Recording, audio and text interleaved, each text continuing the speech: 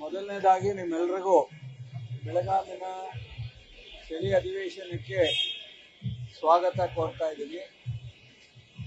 ಮತ್ತು ಈ ಭಾಗದ ಹೆಚ್ಚು ಪ್ರದೇಶ ಕರ್ನಾಟಕದಲ್ಲಿ ಹಳೆ ಮೈಸೂರಿನ ಭಾಗದಲ್ಲಿ ಸ್ವಲ್ಪ ಮಟ್ಟಿಗೆ ಪ್ರಾಬ್ಲಮ್ ಇದ್ರೆ, ಈ ಹೈದರಾಬಾದ್ ಕರ್ನಾಟಕ ಮತ್ತು ಮುಂಬೈ ಕರ್ನಾಟಕ ಭಾಗದಲ್ಲಿ ಅನೇಕ ರೈತರ ಸಮಸ್ಯೆಗಳನ್ನ ನಾವು ಪ್ರತಿ ವರ್ಷ ಅಥವಾ ಅತಿವೃಷ್ಟಿ ಅಥವಾ ಅನಾವೃಷ್ಟಿ ಯಾವ್ದಾದ್ರು ಒಂದು ಸಮಸ್ಯೆಯಿಂದ ರೈತರು ಎದುರಿಸ್ತಾ ಇರ್ತಕ್ಕಂಥದ್ದನ್ನ ನಾವು ಕಳೆದ 16 ವರ್ಷಗಳಿಂದ ನೋಡ್ತಾ ಇದ್ದೀವಿ. ಬಹುಶಃ ನಾನು ಎಲ್ಲ ಹಿಂದಿನ ವಿಚಾರಕ್ಕೆ ಹೋಗಲ್ಲ. ಇವತ್ತಿಗೆ ಮೆಕ್ಕೆಜೋಳ ರೈತರು 2 ಲಕ್ಷ ಹೆಕ್ಟೇರ್ಗೂ ಹೆಚ್ಚು ವಿಸ್ತೀರ್ಣ ಜಾಸ್ತಿ ಆಗಿತ್ತು. ಬೆಳೆ ಚೆನ್ನಾಗಿ ಬಂದಿದೆ. 55ರಿಂದ 60 ಲಕ್ಷ ಮೆಟ್ರಿಕ್ ಟನ್ನು ರೈತರು ಬೆಳೆದಿದ್ದಾರೆ. ಇವತ್ತು ಕೇಂದ್ರ ಸರ್ಕಾರ MSP ನಲ್ಲಿ ಟನ್ಗೆ 24,000 ರೇಟನ್ನ ನಿಗದಿ ಮಾಡಿದ್ರು. ಆದ್ರೆ ಕೆಳಗಡೆ ಷರತ್ತು MSP ಮೂಲಕ ಪರ್ಚೇಸ್ ಮಾಡಂಗಿಲ್ಲ ಅಂತ ಹಾಕಿದ್ದಾರೆ. ಆದ್ರೆ MSP ನಲ್ಲಿ ಪರ್ಚೇಸ್ ಮಾಡ್ತಕ್ಕಂಥ ಅನುಮತಿ ಕೊಡ್ತಕ್ಕಂಥದ್ದು ಕೇಂದ್ರ ಸರ್ಕಾರದ ಜವಾಬ್ದಾರಿ. FRP ಕಬ್ಬಿನ ಬೆಲೆ ಏನು ಸಮಸ್ಯೆ ಮಾಡಿಟ್ರೋ ಅದೇ ರೀತಿ ಇವತ್ತು ಮೆಕ್ಕೆಜೋಳದ ಸಮಸ್ಯೆನೂ ಆಗಿದೆ. ಇದಾದ್ಮೇಲೆ ಬಹುಶಃ ಕಬ್ಬಿನ ಬೆಲೆ ನಿಮ್ಮೆಲ್ರಿಗೂ ಗೊತ್ತಿದೆ. ಕೊನೆಗೆ 50 ರೂಪಾಯಿ ರಾಜ್ಯ ಸರ್ಕಾರ, 50 ರೂಪಾಯಿ ಕಾರ್ಖಾನೆಯಿಂದ ಕೊಡ್ತಕ್ಕಂಥ ತೀರ್ಮಾನವನ್ನ ನಮ್ಮ ಮುಖ್ಯಮಂತ್ರಿಗಳು, ಉಪಮುಖ್ಯಮಂತ್ರಿಗಳು, ಈ ಭಾಗದ ಎಲ್ಲ ಜನಪ್ರತಿನಿಧಿಗಳು ಸೇರಿ ತೀರ್ಮಾನವನ್ನ ತಗೊಂಡು ರೈತರ ಕಬ್ಬು ಬೆಳೆಗಾರರ ಕಷ್ಟಕ್ಕೆ ಧಾವಿಸಿದಂಥದ್ದು ನಿಮ್ಮೆಲ್ಲರಿಗೂ ಗೊತ್ತಿದೆ. ಮೆಕ್ಕೆಜೋಳದ ವಿಚಾರ ಬಂದಾಗ ನಾನು MSP ಸಬ್ ಕಮಿಟಿ ಚೇರ್ಮನ್ ಆಗಿ ನನಗೆ ಮುಖ್ಯಮಂತ್ರಿಗಳು ನಿರ್ದೇಶನವನ್ನ ಕೊಟ್ಟಿದ್ರು. ನಾನು ಕೇಂದ್ರ ಸರ್ಕಾರದ ಸಚಿವರಿಗೆ ಭೇಟಿ ಮಾಡುವಂತ ಪ್ರಯತ್ನ, ಜೊತೆಗೆ ಪತ್ರ ಬರೀತಕ್ಕಂಥದ್ದು, ಮುಖ್ಯಮಂತ್ರಿಗಳಿಂದ ಪತ್ರ ಬರೀತಕ್ಕಂಥದ್ದು, ನಮ್ಮ ರಾಜ್ಯದ ಅಪಾರ ಮುಖ್ಯ ಕಾರ್ಯದರ್ಶಿಗಳಾದಂಥ ನಮ್ಮ ಉಮಾ ಮಹದೇವನ್ 2 ಬಾರಿ ದೆಹಲಿಗೆ ಹೋಗಿ ಎಲ್ಲ ಪ್ರಯತ್ನ ಮಾಡಿದ್ರು ಸಹ ನಮ್ಮ ಮೆಕ್ಕೆಜೋಳದ ಖರೀದಿ ಮಾಡಲಿಕ್ಕೆ ಅನುಮತಿಯನ್ನ ಕೊಡಲಿಲ್ಲ. ಜೊತೆಗೆ ಇವತ್ತಿನ ಸಮಸ್ಯೆ ಬಹಳಷ್ಟು ರೈತರು ಹೆಚ್ಚು ಸಮಸ್ಯೆ ಆಗ್ತಾ ಇರೋದ್ರಿಂದ ಕೊನೆಗೆ ಮಾನ್ಯ ಮುಖ್ಯಮಂತ್ರಿಗಳ ನೇತೃತ್ವದಲ್ಲಿ ಈಗಾಗಲೇ 3-4 ಮೀಟಿಂಗ್ನ ಮಾಡಿದ್ರು. ಒಂದು ಡಿಸ್ಟಿಲರಿ ಅವ್ರನ್ನ ಕರೆದು ಎಥನಾಲ್ ಘಟಕಕ್ಕೆ ತಗೊಳ್ತಕ್ಕಂಥದ್ದನ್ನ ಪ್ರೆಷರೈಸ್ ಮಾಡಬೇಕು ಅಂತ ಹೇಳಿ ಕೇಂದ್ರ ಸರ್ಕಾರ ಏನ್ ಲೆಟರ್ ಬರೆದಿದ್ದಾರೆ. ಆದ್ರೆ ಎಥನಾಲ್ ಅಲೋಕೇಶನ್ ಸಹ ರಾಷ್ಟ್ರದ ಅನೇಕ ರಾಜ್ಯಗಳಿಗೆ ಕಂಪೇರ್ ಮಾಡಿದಾಗ ನಮ್ಮಲ್ಲಿ ಬಹಳಷ್ಟು ಕಡಿಮೆ ಕೊಟ್ಟಿದ್ದಾರೆ. ಇವೆಲ್ಲ ಕಾರಣಕ್ಕೆ ನಾವು 1 ವರ್ಷ ಡಿಸ್ಟಿಲರಿಯನ್ನ ನಡೆಸೋದಕ್ಕೆ 2 ತಿಂಗಳಿಗೆ ನಮಗೆ ಎಥನಾಲ್ಗೆ ಅವಕಾಶ ಕೊಟ್ಟಿರೋದ್ರಿಂದ ನಾವು ಸಹ ಹೆಚ್ಚು ಖರೀದಿ ಮಾಡ್ಲಿಕ್ಕೆ ಆಗಲ್ಲ ಅನ್ನೋದು ಅವರ ಬೇಡಿಕೆ. ಆದ್ರೂ ಸಹ ನೀವು ಮಾಡಲೇಬೇಕು ಅಂತ ಹೇಳಿ ಒತ್ತಾಯವನ್ನ ತರಲಾಗಿ ಅವರು ಸಹ 2ರಿಂದ 2.5 ಸಾವಿರ ರೈತರು ಆ ಒಂದು ಎಥನಾಲ್ಗೆ ತಗೊಳ್ತಕ್ಕಂಥ ರೀತಿಯಲ್ಲಿ ರಿಜಿಸ್ಟ್ರೇಷನ್ ಆಗಿದೆ. ಜೊತೆಗೆ ಪೌಲ್ಟ್ರಿ ಏನ್ ಮಾಲೀಕರು ಇದ್ದಾರೆ ಅವ್ರಿಗೂ ಸಹ 2 ಮೀಟಿಂಗ್ ನ ಮಾಡಿ ಅವ್ರ ಮೇಲೂ ಒತ್ತಾಯ ತಂದು ಅವರಲ್ಲೂ ಸಹ ಒಂದಷ್ಟು ಖರೀದಿ ಮಾಡಬೇಕು.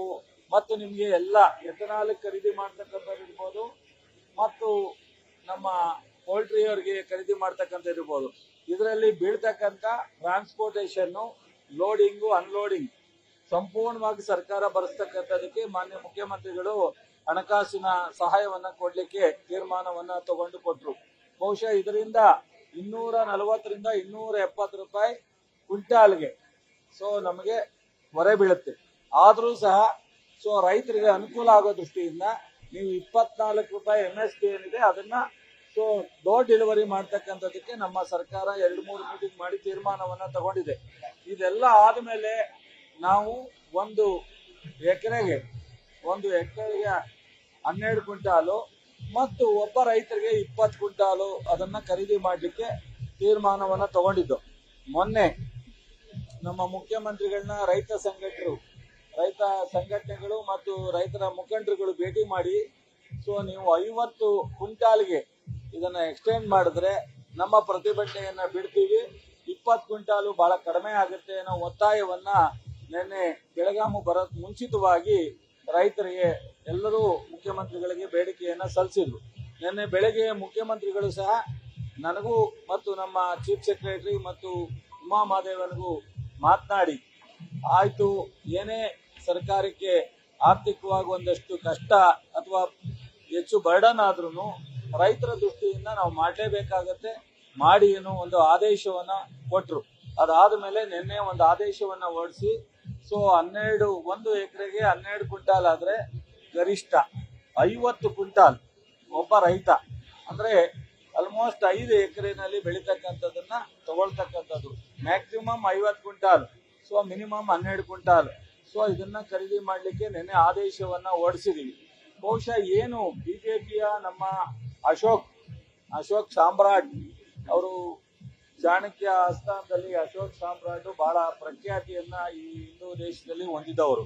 ಬಹುಶಃ ಅವ್ರ ಹೆಸರನ್ನ ಇಟ್ಕೊಂಡವ್ರೆ ಅಂದ್ಮೇಲೆ ಅವರು ಅಷ್ಟೇ ಪ್ರಬಲವಾಗಿರ್ತಾರೆ ಅಂತ ನಾವು ಅನ್ಕೊಂಡಿದ್ದೋ. ಸೊ ವಿಜೇಂದ್ರ ಅವರು ಮಾಜಿ ಮುಖ್ಯಮಂತ್ರಿಗಳ ಮಗ, ಅವರಿಗೆ ಅನುಭವದ ಕೊರತೆ ಏನಿಲ್ಲ. ಯಾಕೆಂದ್ರೆ ಅವ್ರು ನೇರವಾಗಿ ಇದು ಮೊದಲನೇ ಬಾರಿ ಶಾಸಕರಾಗಿದ್ರು ಅವ್ರ ತಂದೆ ಜೊತೆ ಸುದೀರ್ಘವಾಗಿ ರಾಜಕಾರಣ ಮಾಡ್ಕೊಂಡ್ ಬಂದಿದ್ದಾರೆ.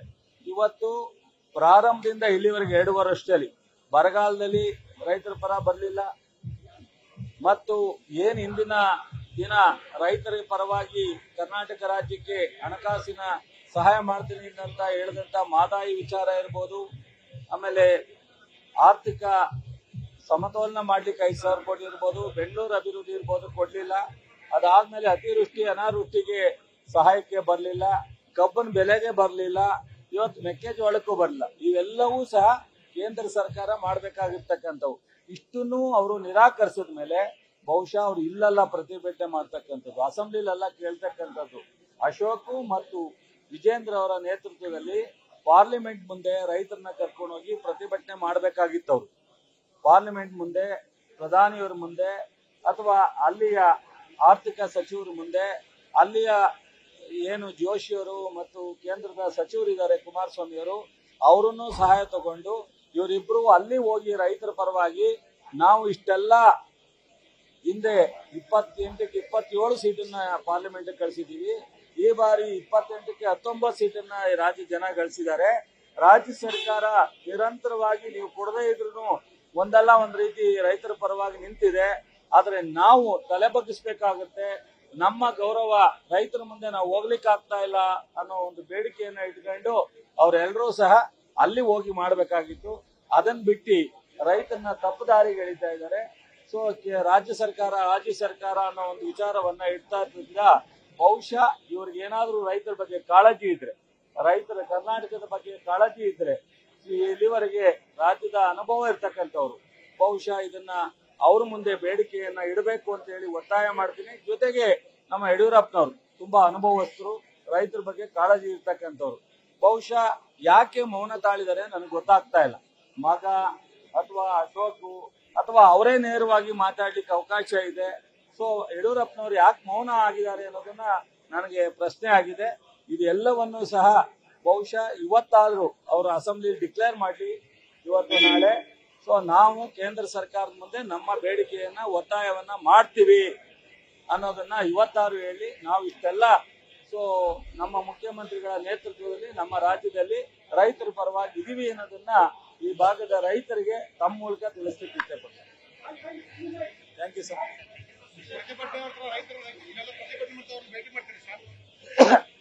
ಮುಖ್ಯಮಂತ್ರಿಗಳು ಮೊನ್ನೆ ಮಾತನಾಡಿ ರೈತರು ಯಾವ್ಯಾವ ವಿಚಾರದಲ್ಲಿ ಪ್ರತಿಭಟನೆ ಮಾಡ್ತಾರೆ ಎಲ್ಲಾ ಮಂತ್ರಿಗಳಿಗೂ ಸೊ ಜವಾಬ್ದಾರಿ ಕೊಟ್ಟು ಅವ್ರ ಹತ್ರ ಹೋಗಿ ಬೇಡಿಕೆಯನ್ನ ತಗೊಂಡ್ಬಂದು ನಾವೇನ್ ಮಾಡ್ಲಿಕ್ಕೆ ಸಾಧ್ಯ ಅನ್ನೋದು ಮೀಟಿಂಗ್ ಮಾಡ್ಬೇಕು ಅಂತ ಹೇಳಿದ್ದಾರೆ. ಬಹುಶಃ ನಮ್ಮ ಮುಖ್ಯಮಂತ್ರಿಗಳ ಕಚೇರಿಯಿಂದ ಸೊ ಯಾವ್ಯಾವ ವಿಷಯದಲ್ಲಿ ಪ್ರತಿಭಟನೆ ಇದೆ ಮಾಹಿತಿ ತಗೊಂಡು ಅದನ್ನ ತೀರ್ಮಾನ ಮಾಡ್ತಾರೆ, ಅದರಂತೆ ಮಾಡ್ತೀವಿ. ಎಲ್ಲಾ ಮಂತ್ರಿಗಳು ಸಹ ಸೊ ರೈತರನ್ನ ಭೇಟಿ ಮಾಡ್ತೀವಿ. ನ್ಯೂಸ್ ಫಸ್ಟ್ ನಿರ್ಭೀತಿಯಿಂದ ನಿಮ್ಮ ಪರವಾಗಿ.